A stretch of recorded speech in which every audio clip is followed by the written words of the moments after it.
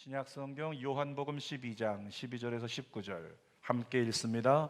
그 이튿날에는 명절에 온 큰 무리가 예수께서 예루살렘으로 오신다는 것을 듣고 종려나무 가지를 가지고 맞으러 나가 외치되 호산나 찬송하리로다. 주의 이름으로 오시느니 곧 이스라엘의 왕이시여 하더라. 예수는 한 어린 나귀를 보고 타시니 이는 기록된 바 시온 따라 두려워하지 말라. 보라, 너희 왕이 나귀 새끼를 타고 오신다 함과 같더라. 제자들은 처음에 이 일을 깨닫지 못하였다가 예수께서 영광을 얻으신 후에야 이것이 예수께 대하여 기록된 것임과 사람들이 예수께 이같이 한 것임이 생각났더라. 나사로를 무덤에서 불러내어 죽은 자 가운데서 살리실 때에 함께 있던 무리가 증언한지라. 이에 무리가 예수를 맞으면 이 표적 행하심을 들었음이로라.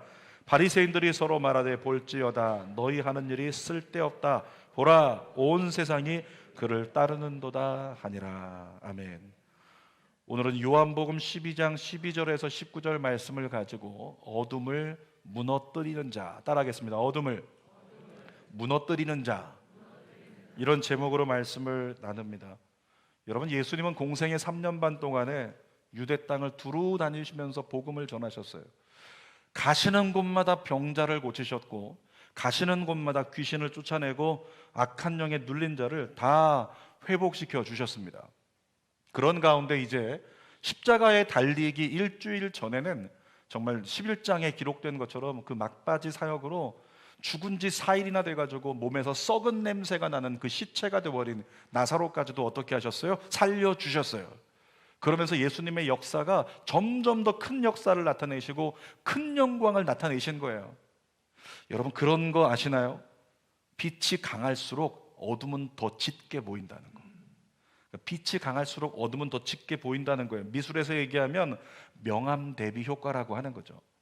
그러니까 상반된 색을 갖다가 이렇게 나란히 놓고 보면 비슷한 색끼리 놔뒀을 때는 별로 이렇게 크게 두각을 드러내지 않지만 상반된 것이 나란히 놓이면 검은 것은 더 검게 보이고 흰 것은 더 희게 보이는 거예요. 다시 말하면 예수님께서 공생의 막바지에 더 큰 영광을 나타내시고 더 큰 역사를 이루어 주시니까 사탄의 역사 역시 어떨까요? 더 크게 느껴지는 거예요. 더 크게 역사하고 더 크게 영적 전쟁하는 사단의 역사가 있었다는 거죠. 자, 요한복음 11장 53절 같이 한번 읽습니다. 이날부터는 그들이 예수를 죽이려고 모의하니라. 유대인들이 예수를 어떻게든지 죽이려고 막 노력하고 있는 거예요. 근데 예수만 죽이려고 하는 게 아니라 이제 막바지에 가서 예수님의 영광이 더 커지고 더 큰 역사를 이루니까 더 나아가서 예수 주변에 있는 사람까지 막 죽이려고 그래요. 요한복음 12장 10절입니다. 읽어봅시다. 대제사장들이 나사로까지 죽이려고 모의하니. 그러니까 이 악한 어둠의 권세가 일어나가지고 대항하고 대적하는 강력한 영적 전쟁이 일어나는 거예요. 그런데 여러분, 대반전이 일어납니다. 오늘 본문 19절에 보니까요, 대반전이 일어나요. 같이 한번 19절 읽어볼까요? 시작. 바리새인들이 서로 말하되 볼지어다. 너희 하는 일이 쓸데없다. 보라, 온 세상이 그를 따르는도다 하니라. 이 성경 말씀을 잘못 읽으면 바리새인들이 유대인들을 향해서, 예수님을 찬양하는 유대인들을 향해서 너희들이 하는 얘기는 하는 것은 쓸데가 없는 짓이야. 왜 쓸데없는 짓 해? 이렇게 얘기하는 것으로 오인할 수 있어요. 세번역 성경을 잘 보면 어떤 내용인지 분명하게 들어옵니다. 자, 세번역 성경으로 다시 한번 읽습니다. 그러자 바리새파 사람들이 서로 말했다. 저것 보시오. 세상이 모두 저 사람을 따르고 있으니 이제는 다 틀렸소. 저 이제는 앞에다가 세 글자를 더 집어넣으면 이해가 편할 것 같아요. 우리는 이제는 다 틀렸소. 예수를 죽이자, 나사로를 죽이자, 그것을 모의하고 있던 그들이, 자, 지금 예수님을 따르는 사람들을 보니까, 저들의 모습을 보니까 우리의 계획은 수포로 돌아가서 우리는 끝났소. 그러면 좌절하면서 어둠이 무너뜨림을 당하는 역사가 일어나는 장면이라는 거죠. 여러분, 예수님을 죽이려고 했던 바리새인들의 계획은요, 산산이 부서졌습니다. 빛이신 예수님의 역사를 막으려고 했던 어둠이 무너진 거예요. 근데 이 어둠을 무너뜨리는 것이 무엇일까? 물론 하나님의 은혜겠지만 그 어둠을 무너뜨리는 능력이 나타나게 만든 근거가 뭐냐? 성경에 찾아보니까 오늘 본문에서 예수님을 따르는 사람들의 태도 때문이었다는 거예요. 예수님을 따르는 사람들이 가지고 있었던 마음, 그들의 신앙, 그들의 태도가 어둠이 무너지게 만들었다는 거죠. 예수님을 향한 확고부동한 그들의 태도가요, 바리새인들을 좌절하게 만들었어요. 어둠을 좌절하게 만들었어요. 저는 주는교회 여러분이 어둠을 좌절하게 만드는 여러분의 삶이 되기를 축복합니다. 여러분의 신앙을 보고 어둠이 더 이상 할 일이 없다, 우리 포기해야 돼 라고 손을 놔버리는 역사가 여러분의 믿음 때문에, 여러분의 신앙 때문에 임하게 되기를 원합니다. 자, 어떤 모습들이었길래 그랬을까? 세 가지를 함께 나눕니다. 첫 번째로는 이 예수님을 따르는 사람들의 태도가요, 예수님을 사모하는 마음으로 예수님 앞에 나왔다는 거예요. 어떤 마음이요? 사모하는 마음으로. 12절 읽어봅시다. 시작. 그 이튿날에 명절에 온 큰 무리가 예수께서 예루살렘으로 오신다는 것을 듣고, 사람들이 이미 예수님에 대해서 알고 있었어요. 그리고 사람들은 예수님에 대해서 알 뿐만 아니라 기다리고 있었습니다. 준비하고 있었어요. 무엇을? 예수님 오시기만 하면 나 뛰어나갈 거야, 예수님 경배하러 나갈 거야. 그래서 손에는 나중에 보니까 종려나무 가지를 들고 예수님 찬송하면서, 제가 오늘 찾아보니까 이게 종려나무 가지라고 합시다. 나무로 만들었으니까 손에 종려나무 가지를 흔들면서 예수님께 뛰어나가려고. 그러니까 예수님을 기다리던 사람들이 어떻게 하고 있는 거냐면, 이걸 품에 가지고서 이걸 손질하고 이걸 다듬으면서 예수님 오시면 이거 들고 나가서 경배해야지, 예수님이 곧 오신대, 예수님 곧 오신대, 예수님 곧 오신대. 그들의 마음은 뭐예요? 예수님을 기다리고 있는 거예요. 예수님을 사모하고 있는 거예요. 그들의 마음이 이미 예수님을 사모하고 있었기 때문에 예수님이 오셨을 때 즉시로 준비한 것을 가지고 달려나가 예수님을 경배할 수 있었다는 거죠. 여러분, 이들의 반응을 보니까 정말로 예수님을 사모했다는 걸 알 수 있어요. 위드 코로나가 지난주부터 시작이 됐습니다. 교회는 50% 이상 마음껏 모여서 이젠 예배 드릴 수 있게 됐어요. 그러니까 지난주에 주일날 저녁 뉴스를 보니까 대면 예배가 열렸다, 1년 9개월 만에. 그래서 뉴스 방송 채널들에서 일반 공영방송에서 나오는 거죠. 교회 예배 장면이 나오고 성도들이 대형 성전에 꽉 차갖고 예배를 드리고 즐겁게 들어가고 나오는 모습들이 이렇게 보여줬어요. 그 다음에 리포터 하는 기자가 나오시는 성도들을 붙잡고 인터뷰를 해요. 남자 집사님 하나 붙잡고 인터뷰하고 청년 붙잡고 인터뷰하고, 세 번째 인터뷰한 분이 너무 인상적으로 제가 이렇게 기억될 수 있었어요. 권사님 같이 보였는데 그분에게 기자가 오늘 소감이 어떻습니까? 물어봤죠. 그랬더니 이렇게 대답하십니다. 교회 와서 예배 드리는 걸 너무 사모했어요. 그래서 오늘 너무 행복해요. 근데 행복이 그냥 말하는 게 아니라 그거 있잖아요, 너무 막 좋을 때 여러분 몸에 텐션이 일어나지 않나요? 그거 어떻게 하죠 이거? 너무, 그러면서 교회에서 예배 드리는 걸 너무 사모했어요, 너무 행복해요. 그러면서 권사님이 그 몸을 흔들면서 행복하다고 고백하고, 그 다음에 카메라가 찍고 있는데 눈에서 눈물을 닦아요. 교회 나왔는데, 교회 나와서 예배드린 게 너무 행복하고 너무 좋아서 눈물이 날 정도다. 저는 그 뉴스를 보면서 생각했습니다. 저 권사님은 진짜 교회에서 예배드리는 걸 사모하신 분이구나 라는 생각이 들었어요. 여러분에게 동일한 사모하는 마음이 있게 되시기를 축복합니다. 여러분, 오늘 본문에서 예수님이 오신다는 것을 사모하고 기다리고 있었던, 예수님을 사모했던 사람들, 예수님은 중심을 아시는 분이잖아요. 내 속마음이 뭔지, 내 속내가 뭔지 주님은 잘 알고 계세요. 그러니까 이미 당신을 사모하는 사람들이 당신을 기다리고 있다, 애타게 경배하려고, 그 사실을 인지하신 것만으로도 예수님은 정말 기쁘셨을 것 같아요. 뿐만 아니라 어떻게 됐어요? 그들이 전심으로 예수님을 사모하면서 경배하려고 달려나가니까 바리새인들이 뭐라고 했다고요? 야, 우리가 더 이상 아무것도 할 수 없을 것 같아, 우리는 끝났어. 그러면서 어둠의 괴계가 무너졌잖아요. 예수님이 그걸 아시잖아요.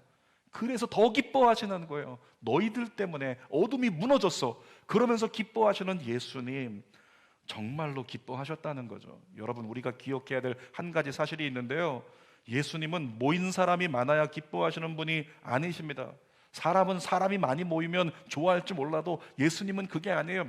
예수님은 언제 기뻐하시냐면 그 가운데 예수님을 진짜 사모하는 사람이 있다면, 여러분들 중에서 정말로 예수님을 사모하는 사람이 있다면, 그리고 아직 온라인 예배를 드리고 있지만 지금 불편한 가운데 온라인 예배를 드리고 있는데 내가 정말로 주님을 사모하는 마음으로 TV 앞에 예배하고 있다면 주님은 그 한 사람 때문에 정말로 기뻐하신다는 거죠. 그래서 예수님을 사모하는 마음은 예배자에게 가장 중요한 마음입니다. 저와 여러분의 예배를 점검해 봤으면 좋겠어요. 여러분의 마음에 정말로 예수님을 사모하는 마음이 있으십니까? 정말로 예수님을 사모하는 마음이 있으신가요? 여러분, 예배 가운데 나가는 자가 예수님을 사모하는 마음이 없죠? 그러면 참여는 하지만 은혜는 누리지 못해요. 이 자리에 와서 참여하고 난 예배 드렸다라고 하는 것은 확실한데 나에게 은혜는 없는 거예요. 여러분, 은혜를 누리지 못하면 결국에는 예배가 습관이 돼요. 은혜를 누리지 못하면 결국에 예배도 일이 되어버리고 만다는 거죠. 여러분에게 권면합니다. 예수님을 사모하는 마음을 가지고 주 앞에 나오십시오. 그 마음이 대다수가 부족해요. 그래서 뭐가 필요하다?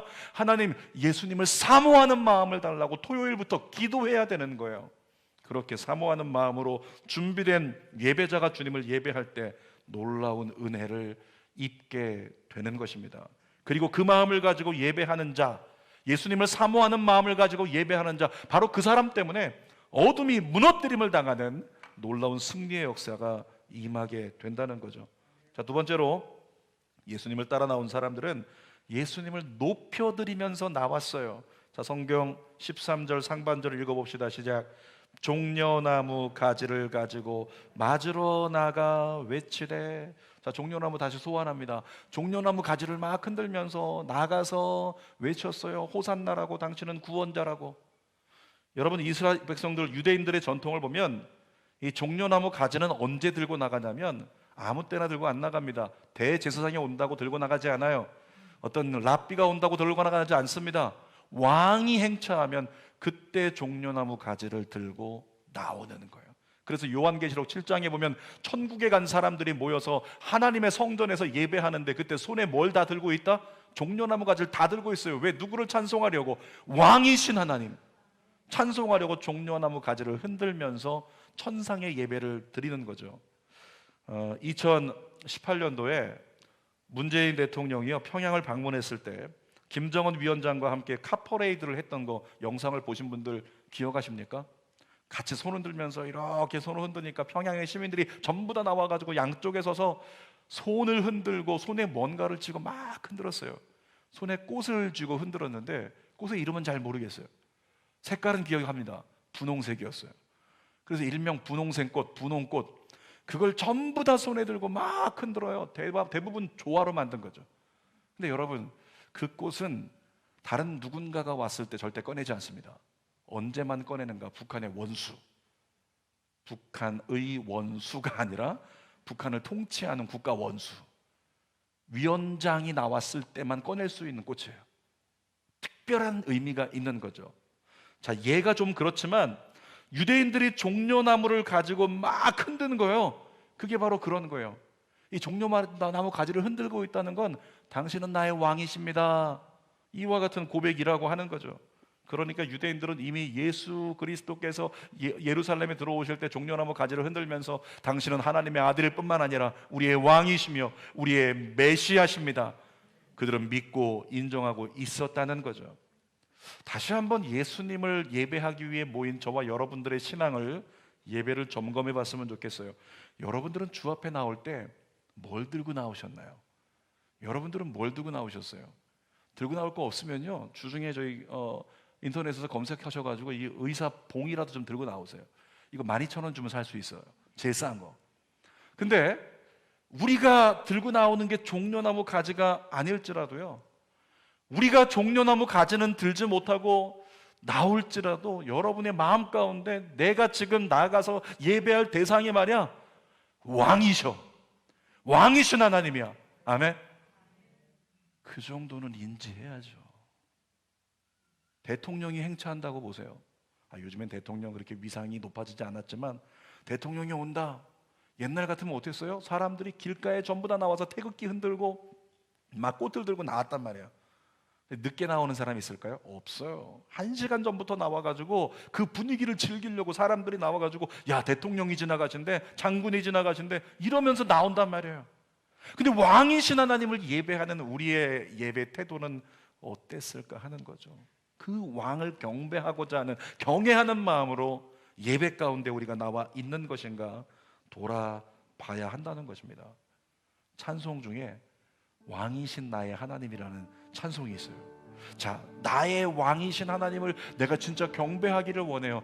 이 마음을 한번 쥐어짜보자. 쥐어짜가지고라도 이 찬양 한번 올려드렸으면 좋겠어요. 함께 고백합시다. 왕이신 나의 하나님, 내가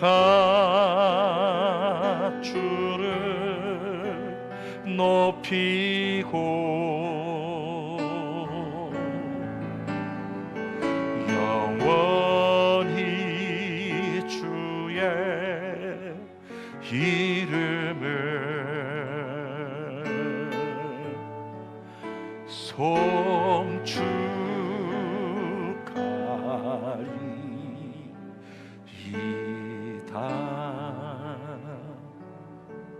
여러분, 예전에 우리 반주하시는 이루리 집사님, 우리 어머님 권사님이 몸 찬양으로 하나님께 가끔씩 특별 찬양을 올려주셨는데, 그렇게 예전에 몸으로 찬양하는 지체들이 이 찬양에 맞춰서 찬양을 드렸던 때가 있어요. 근데 제가 그때 기억합니다. 발레를 한 듯한 자매인데 혼자 나와가지고 저 끝에서부터 왕이신 하나님을 경배하는 마음으로 막 기어 나오듯이 왕이신 이러면서 제가 어떻게 표현할 수가 없네. 막 기어 나오듯이 그렇게 하더니 앞에 서서 발 앞에 선 마리아처럼 딱 서가지고 내가 주님을 높이고 영원히 주의 이름을 송축한다고 영원히 할 때는 정말 고개를 들고 천정을 쳐다보면서 그 하나님을 바라보는 심정으로 그렇게 경배하더니 마지막 가사 송축하는데요, 송축이 바닥부터 해서 손을 모아가지고 올라오는데 이게 송축하리이다 다 끝났어요. 다 끝났는데도, 음악이 끝났는데도 이 손은 계속 올라가, 계속 멈추지 않고 이 손은 계속 올라가고 있는 거예요. 그분의 모습을 보면서 그것이 경배함이고 그것이 진짜 하나님을 왕으로 높이는 태도구나 라는 것을 깨달을 수 있었어요. 그냥 우리가 할 수 있는 것이 끝난다고 끝나는 것이 아니라 예배가 끝나도, 찬양이 끝나도 나는 주님을 더 높여드리고 싶어서 내 삶 가운데서 주님을 나의 왕으로 인정하고 높여드리는 여러분 되시기를 축복합니다. 제가 이 찬양을 부르면 생각나는 예배가 있는데, 예전에 두란노 경배와 찬양에서 모교 모임을 했을 때 갔다가 한 형제를 봤어요. 전부 다 앞에 있는 사람들이 모여가지고 일어나서 신나게 탬버린 치면서 그 다음에 박수를 쳤는데, 그 당시의 박수는요 이렇게 쳤어요. 이렇게. 그러면서 다 와서 찬양해. 센스 있는 동네는 같이 해주죠. 찬양해 주님. 끝. 이렇게 찬양을 부르면서 전부 다 신나가지고 악기를 외치고 깃발을 흔들고 그렇게 찬양하고 있는데, 한 형제가 저 발코니에 앉았는데 형제가 그냥 고개를 이렇게 들고 고개가 뒤로 젖혔는데 거의 90도 가까이 천장을 바라보는 것처럼, 그리고 찬양을 하는 거예요. 손을 그냥 들고. 조금 있다가 보니까 이 형제는 느린 곡을 부르는데도 계속 그 모양이에요. 고개가 뒤로 젖혀져서 저는 안 젖혀져요. 그 형제가 고개를 들고. 그러더니 조금 있다가 보니까 찬양이 깊어지면서 마지막 찬양으로 왕이신 나의 하나님 찬양을 하는데, 제가 봤습니다. 그 형제의 이 눈가 끝에서부터요, 자, 고개를 들었죠. 그러면 이쪽이 위가 되잖아요. 여기서 아래쪽으로 물줄기가 흘러내리는 거. 물줄기가 흘러내리는 거예요. 그걸 보면서 신기했어요. 아니, 저 형제는 도대체 이 찬양을 부르면서 왜 저렇게 울고 있을까? 너무 힘든가? 너무 아픈가?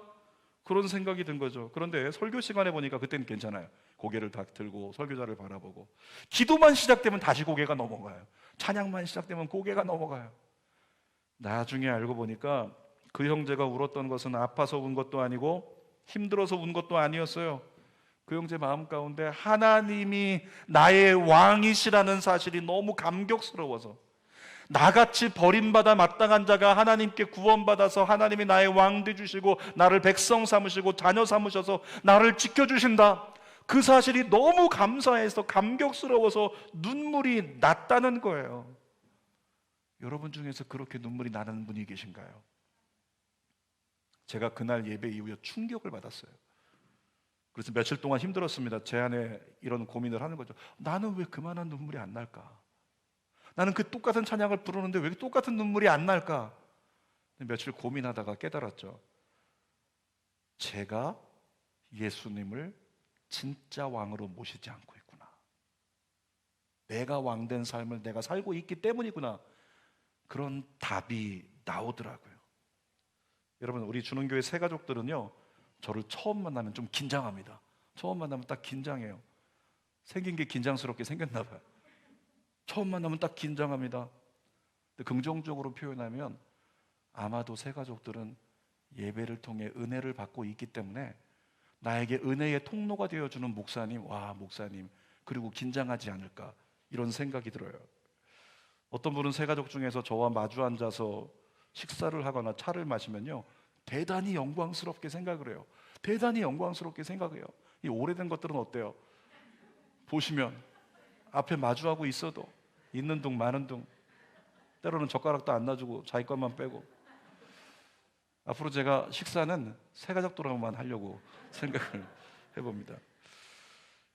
그 새 가족들이 왜 그런가 봤더니 저를 담임 목사라고 높이 보기 때문에 그래요. 우리에게 은혜를 끼쳐주는, 우리를 영적으로 인도해 주시는 담임 목사님이니까 높게 보는 거예요.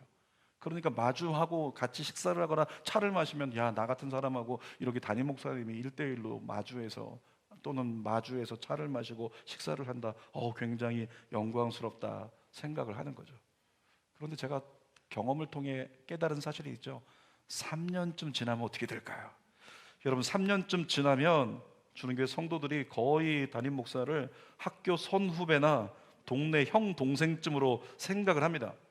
그러니까 담임 목사가 지나가도 인사를 하는 것도 동네 형한테 인사하는 거하고 동네 가게집 아저씨 인사하는 거하고 별반 다르지 않게 대충 하는 분이 있더라는 거죠. 지금 뭐 하는 거냐면 목사가 성도 흉보고 있는 거예요. 자, 성도들과 제가 너무 격없이 지내다 보니까, 너무 친밀하게 지내다 보니까 신비감이 사라지고 익숙해져서 그럴 수 있다는 생각이 들었어요. 그래서 제가 주는교회가 건축이 되면요, 목양실을 특별한 곳에 지으려고 생각을 하고 있어요. 목양실을 라푼젤의 탑같이 이렇게 지어가지고 거기에 아무도 근접할 수 없게 그렇게 있어야겠다라는 생각을 혼자 해봤어요. 근데 여러분, 혹시 하나님 앞에 나아갈 때도 우리가 그렇지 않는가? 하나님 앞에 나아갈 때도 이미 하나님을 예배하는 거, 하나님 경배하는 거 너무 익숙해지고 너무 습관이 되어가지고 신비하지도 않고 귀하지도 않고, 그 왕이신 하나님을 경배하는데 그렇게 엎드려 경배할 수 있는, 정말 존경하는 마음으로, 경외하는 마음으로 나갈 수 있는 자세는 이미 나에게서 사라져버렸어요. 하나님 역시 나에게 동네 아저씨 같아. 동네 아저씨 중에서 촌장, 조금 나에게 좋은 거 줄 수 있는 그런 모습으로 우리가 예배 가운데 나와 있지 않는가, 우리 자신을 한번 돌아봐야 한다는 거죠. 사랑하는 여러분, 예수님을 최고로 높이는, 최고로 예배하는 예배자가 되시기를 축복합니다. 그래서 예배는 진지해야 돼요. 정말로 예수님을 존경하는 마음으로 높여드리면서 예배할 수 있을 때 여러분의 그 예배로 말미암아 어둠은 무너질 줄 믿습니다. 자, 세 번째로 예수님을 따르는 사람들은요, 예수님을 찬송하며 나왔습니다. 요한복음 12장 13절 하반절 읽어볼게요. 시작. 호산나 찬송하리로다 주의 이름으로 오시느니 곧 이스라엘의 왕이시여 하더라. 호산나 의미가 뭔지 아시죠? 주여 우리를 구원하소서. 그러니까 예수님 오신다고 따라 나가가지고 종려나무 가지 흔들면서 호산나 호산나 뭐 하고 있는 거예요? 주여 당신은 나의 구원자이십니다. 우리를 구원하소서, 우리를 구원하소서. 주님을 찬양하고 있는 거예요. 뿐만 아니라 주의 이름으로 오시는 이스라엘의 왕이시여, 주님을 찬양하고 있는 거죠. 찬송하고 있는 겁니다. 여러분, 찬송하면요 능력이 나타납니다. 찬송하면 어둠이 무너집니다. 왜 그래요? 성경에 답이 나오잖아요. 시편 22편 3절 읽어보겠습니다. 시작. 이스라엘의 찬송 중에 계시는 주여 주는 거룩하시니이다. 어디 계신다고요? 이스라엘의 찬송 중에 계신데요. 원어 의미를 그대로 하면 이스라엘의 찬송 중에 임재하시는 주여, 이런 의미가 되는 거예요. 이스라엘 백성들이 찬양할 때 하나님이 임재하신다는 거죠. 예전에 다윗이 사울 왕이 악신이 들려가지고 귀신이 들린 거예요. 그래서 막 침을 흘리고 개거품을 물고 그렇게 이상한 짓거리를 하고 있으니까 이 사울 왕을 고칠 자를 찾아라, 수금 잘 타는 자를 찾아라. 수금으로 다윗이 뭘 했어요? 연주한 게 아니에요. 하나님 찬양했어요. 근데 다윗이 수금을 연주하며 하나님 찬양할 때 어떻게 됐다고 성경에 나옵니까? 악신이 떠나갔다. 아멘. 왜 떠나갔을까요? 그 연주가 멋져서 그래요? 아니, 다윗의 찬양을 받으시는 하나님의 임재가 거기 있었기 때문에 그 자리에서 악신이 떠나간 거예요. 사랑하는 여러분, 영적으로 눌린 자를 가장 빨리 회복시키는 방법이 뭔지 아십니까? 그로 말미암아 찬송하게 하면 되는 거예요. 영적으로 눌린 자, 어둠에 눌린 자, 답답함에 눌린 자, 우울증에 눌린 자, 그들이 입술로 주님을 찬양하기 시작하면 어둠이 무너집니다. 어둠이 깨지는 거예요. 묶임이 끊어지는 거예요. 그래서 우리에게 찬송이 중요한 거라고요. 귀신 들린 자, 귀신을 쫓아보신 적이 있으십니까? 여러분, 귀신 들린 자를 쫓을 때요, 일반적인 정신질환과 귀신 들림은 구분해야 됩니다. 귀신 들리면 어쩌면 구체적으로 얘기하면 다중인격 같은 거예요. 전혀 다른 인격체가 나타나는 것이 바로 귀신의 역사예요. 근데 이 귀신을 쫓을 때요, 우리가 흔히 부르는 찬양 안 불러요. 우리가 예배 때 부르는 찬양, 부르신 곳에서 주님을 예배합니다, 나의 한숨을 바꾸셨네, 뭐 이렇게 주의 손에 나의 손을 붙잡고, 이런 찬송 안 불러요. 귀신 쫓을 때. 귀신 쫓을 때 어떤 찬양 부르는지 아세요? 일명 무슨 찬양? 무슨 찬송? 보혈 찬송. 예수의 피를 선포하는 찬송을 불러요.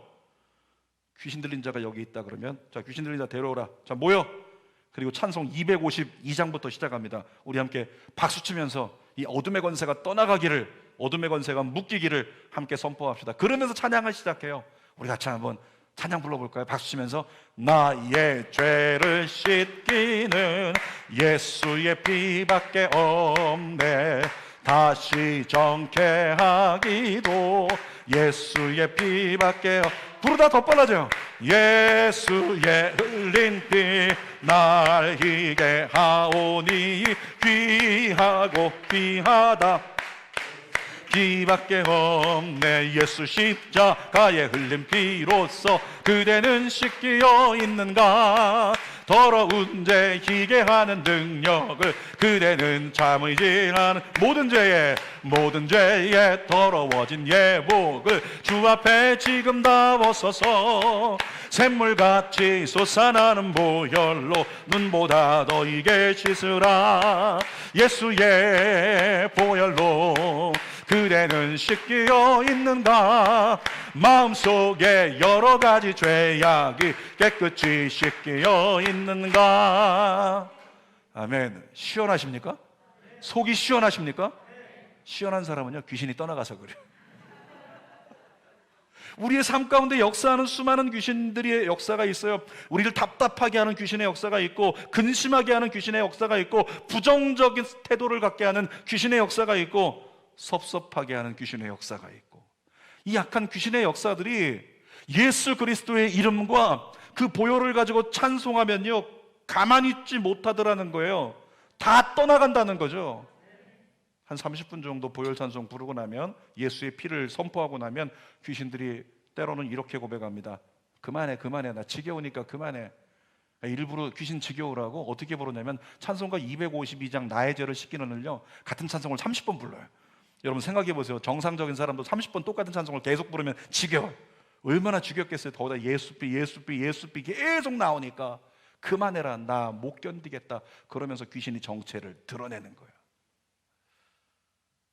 영적으로 여러분 답답하고 힘들고 은혜가 안 될 때가 있다면요, 시편 18편 말씀 같은 말씀을 가지고 계속 하나님을 찬송하십시오. 시편 18편은 하나님을 찬송하는 시예요. 대표적으로 2절 말씀을 한번 읽어볼까요? 시작. 여호와는 나의 반석이시오. 아멘.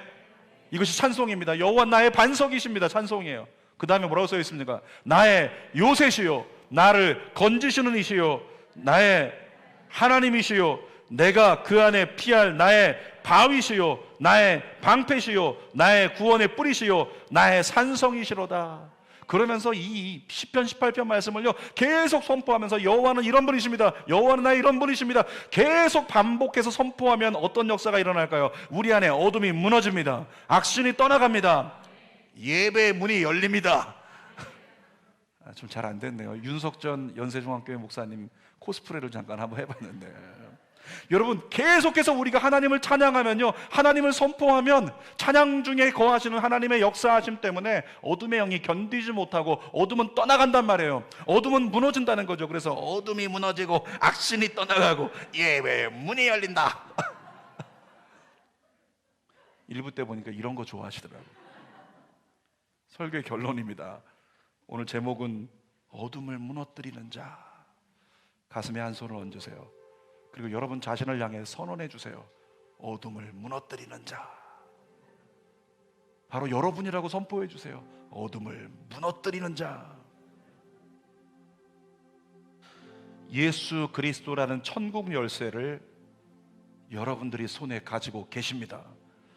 여러분이 어둠을 무너뜨릴 수 있습니다. 그러므로 여러분이 예배를 사모하는 마음으로, 예수님을 사모하는 마음으로 주 앞에 나오기만 해도 어둠은 무너져요. 예수님을 정말로 왕으로 인정하고 높여드리면서 주 앞에 나가면 자동적으로 어둠이 무너지는 거예요. 예수님을 높여 찬송하면서 주 앞에 나아가면 어둠은 여러분 때문에 스스로 무너져 버립니다. 여러분에게 부탁합니다. 어둠에 휘둘리지 말고 어둠을 무너뜨리는 예배자가 되기를 주님의 이름으로 축원합니다. 살아계신 아버지 하나님, 오늘 이 자리에 나와 예배한 사랑하는 성도들, 우리의 실존이 무엇이냐면 어둠을 무너뜨리는 자입니다. 우리는 예수 이름을 가졌기 때문에 우리가 주님을 온전히 사모함으로 바라보고 경배하고 예배하면, 주님을 왕으로 인정하고 높여드리면, 주님의 이름을 찬송하면 싸우지 않아도 어둠은 무너집니다. 예배자의 사명을 다할 수 있는 믿음의 성도들 되게 하여 주시옵소서. 특별히 정말 온 마음을 다해서 주님을 사모하고 사랑하는 그 예배자가 되게 하여 주시옵소서. 예수님의 이름으로 기도드립니다. 아멘. 우리 말씀 생각하면서 정말로 주님 사모하는 마음 제게 달라고, 우리 그 마음 가지고 온 마음 다해 찬양합시다. 온 마음 다해 주 사랑하라, 생명 다해 주 사랑하라, 뜻을 다하여 사랑하라, 온 마음 다해 생명 다해 주 사랑해. 간절히 사모하세요. 온 마음 다해, 온 마음 다해 주 사랑하라, 생명 다해 주 사랑하라, 뜻을 다하여 사랑하라, 온 마음 다해 생명 다해 주 사랑해. 사랑해요, 사랑해요, 존귀하신 주 사랑해요, 큰일 행하셨네 사랑해요, 더욱 사랑해, 온 마음 다해 생명 다해. 그 사랑이 없으면 은혜를 누릴 수가 없어요. 사랑해요, 사랑해요, 존귀하신 주 사랑해요, 큰일 행하셨네 사랑해요, 더욱 사랑해, 온 마음 다해 생명 다해 주 사랑해.